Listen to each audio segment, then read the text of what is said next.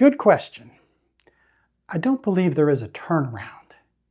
I think he does touch the ground immediately after we meet him on his way back to earth. We and the resurrected saints join up with him in the air, and from that point on, we shall always be with the Lord.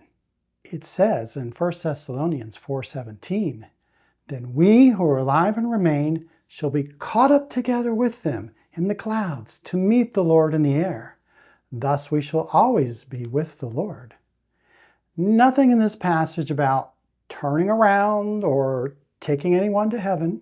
We know his physical return will be at the Mount of Olives, just outside of Jerusalem, just as the angels foretold the apostles in Acts chapter 1, verses 9 through 11.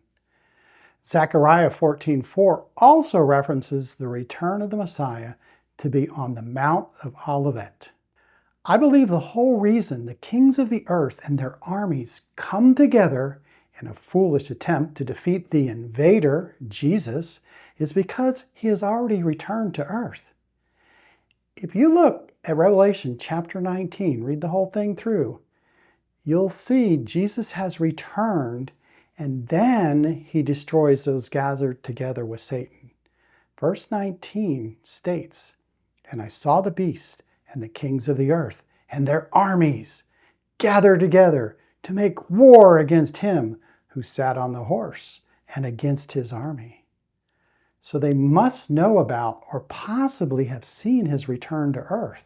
After all, it is to be clearly visible to the whole world, according to Matthew 24:30, which says, "Then the sign of the Son of Man will appear in heaven. Then all the tribes of the earth will mourn, and they will see the Son of Man coming on the clouds of heaven with power and great glory." Similarly, in Revelation chapter 1, verse 7, we read, "Behold, he is coming with clouds, and every eye will see him, even those who pierced him, and all the tribes of the earth will mourn because of him." Even so, amen. Revelation 19:19 makes sense if Jesus and his army are already at Jerusalem. Revelation 16:16 tells us where the armies of the world will be. It says, "And they gathered them together in the place called in Hebrew Armageddon," which is approximately 60 miles north of Jerusalem.